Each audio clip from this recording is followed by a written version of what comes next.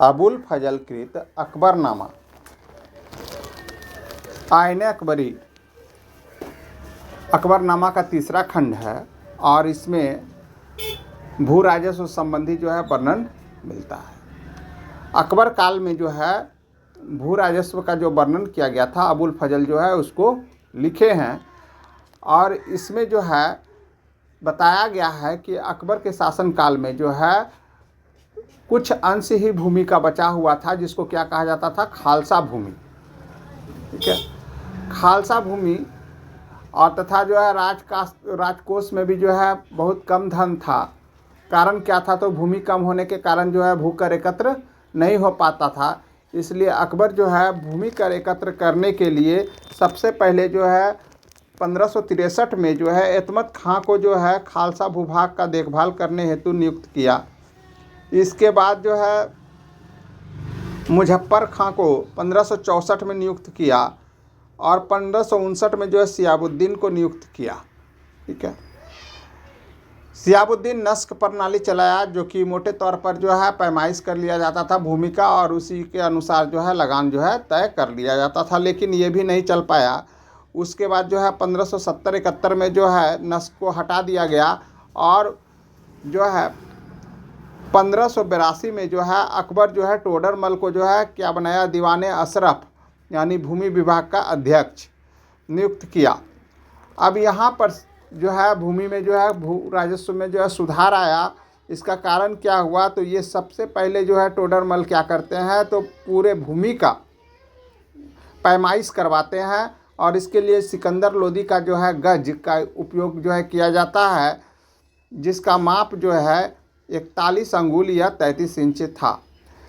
गज की माप जो है में जो जरीब का जो इस्तेमाल किया जाता था, तो पहले सन का रस्सी का इस्तेमाल किया जाता था जो कि ठंड में जो है क्या होता था, सिकुड़ जाता था और गर्मी में बढ़ जाता था। तो इसको हटा करके और यहाँ पर जो है बांस की जरीब का प्रयोग किया जाने लगा और इस तरह से सही तरह से जो है भूमि का पैमाइश हुआ और इसका इकाई जो है 60 बाई 60 गज यानी 60 गुना 60 गज यानी कि 3600 वर्ग गज जो है बनाया गया। ठीक है, और इस प्रकार जो है भूमि का जो है कर जो है अब लागू जो है किया जाना था। तो इसके लिए जो है अकबर के शासन काल के जो है 15वें से लेके 24वें वर्ष तक का जो है भूमि कर को जो है निश्चित कर दिया गया यानी 10 साल। इसलिए इसका नाम जो है आईने 10 साला पड़ा और इस 10 साल के कर को निश्चित कर देने के बाद जो है इसी आधार पर प्रत्येक बार जो है कर जो है देना पड़ता था। ठीक है, तो इसका जो एकत्रित कुल भूमि कर का जो है जोड़ लगाकर उसका 10वां भाग वार्षिक भूकर के रूप में जो है निश्चित कर दिया गया, यानी कि ये 10 साल का जो है भूमि कर का जो है एक बार जोड़ दिया गया और उसका 10वां हिस्सा जो है हर साल जो है देना होता था। और इस तरह से जो है भूमि कर निश्चित करने से जो है किसानों को भी जो है राहत हुई, क्योंकि अब जो है एक निश्चित कर हो गया और जो है अगर ज़्यादा उपज होता था तो वो किसानों का होता था। ठीक है, और एक निश्चित मात्रा में ही उसको एक कर देना होता था, इससे किसान भी खुश हो गया। अब भूमि का जो है उस समय वर्गीकरण भी कर दिया गया कि सब तरह से एक ही जैसा कर नहीं लिया जाएगा, अलग अलग भूमि के लिए अलग अलग कर जो है लिया जाएगा।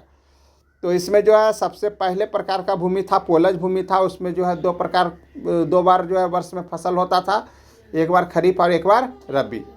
ठीक है, उत्तम किस्म का ये भूमि था। दूसरा भूमि जो था कर नगद जो है 10 वर्ष के बाद जो है औसत नगद रुपये में जो है लिया जाता था और इसको जो है टोडरमल की जो है भूमि व्यवस्था या जब्ती प्रथा जो है कहा गया। टोडरमल बंदोबस्ती के रूप में इसको जाना गया।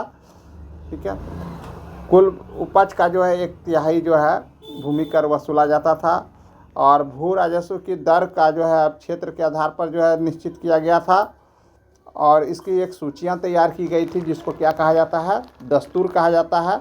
दस्तूर में जो है अनाजों का जो है भाव और लेखा जोखा भी जो है मौजूद रहता था और भूमि एकत्र करने का कार्य जो है अमल गुजार करते थे। इसके अलावा उसका सहयोगी जो है होते थे गांव का मुखिया, कानूनगो, पटवारी, फौजदार, वितिंचक आदि जो होते थे। शेरशाह सूरी के समय 2 प्रकार का कर लिया जाता था, एक जरीवाना और दूसरा महिसिलाना। तो सर्वे करने वाले जो है अधिकारी का फी जो था वो क्या कहलाता था? जरीवाना। ठीक है, सर्वे करने वाले की फीस जरीवाना, और महिसिलाना जो था वो कर एकत्र करने वाले की फीस थी, जो 2.5% से 5% तक लिया जाता था। और अकबर के काल में जो है कर का दबाव कम करने के लिए जो है अतिरिक्त कर जरीवाना और महिसिलाना को जो है हटा दिया गया था। केवल शेरशाह सूरी के समय जो है चला था जरीवाना और महिसिलाना। उसका जो है कर निर्धारण प्रणाली में जो है मुख्य रूप से अब 3 तरह का अकबर के काल में आया। एक गल्ला बख्शी, जब्ती, नस्क। गल्ला बख्शी में भी 3 तरह का, एक खेत बटाई जिसमें जो है सरकार का हिस्सा खड़ी फसल में ही जो है अलग कर दिया जाता था।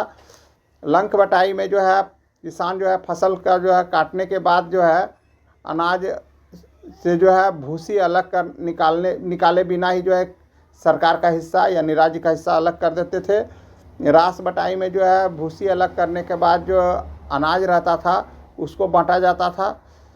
ठीक है, और जब्ती में जो है एक निश्चित समय के अनुसार जो है भूमि का जो है कर जो है निर्धारित कर दिया जाता था और उसको जो है देना होता था, उसे प्रतिवर्ष देना होता था, पैदावार हो अथवा न हो। और नस्क में जो है ज़मीन का मोटे तौर पर पैमाइश करके और जो है कर जो है लगा दिया जाता था। इस तरह से भूमि कर अकबर के काल में जो है लिया गया। अब इसका हम लोग मूल्यांकन करते हैं कि अकबर के जो है भूमि बंदोबस्ती का जो है क्या स्थिति था। तो भूमि बंदोबस्ती के अनुसार जो है अगर कहा जाए तो सबसे पहले भूमि सुधार में लाने का जो है क्रांतिकारी श्रेय जो है शेरशाह सूरी को जाता है, जो महिसिलाना और जरीवाना जो लगाया हुआ था उसी को जाता है। और अकबर ने जो है अपने अधिकारी जो है टोडरमल की जो है सहायता से जो है भूमि बंदोबस्ती करवाई। अब बिसेंट और स्मिथ और W.H. मोरलैंड आदि जो है साम्राज्यवादी इतिहासकार जो है ये बताते हैं कि अकबर के काल में जो है किसानों का जो है काफ़ी शोषण हो रहा था। ठीक है, भूकर जो है की स्थिति अच्छी नहीं थी। इससे अच्छी स्थिति अंग्रेज़ों के समय बताया जा रहा था कि भारतीयों की थी, लेकिन इसको जो है उचित नहीं माना जाएगा। जबकि जो आईने अकबरी में जो है स्पष्ट रूप से जो है कहा जा रहा है कि जनता काफ़ी खुश थी और लाभप्रद था कर व्यवस्था। ठीक है, तो इस प्रकार जो है कुछ इतिहासकार जैसे कि राम प्रसाद त्रिपाठी आदि जो है बताते हैं कि अकबर की जो है भूमि बंदोबस्ती प्रणाली को उचित बनाते हैं और कुछ विद्वान जो है इसको जो है दोष देते हैं। तो उचित है कि कुछ हद तक ये सही थी।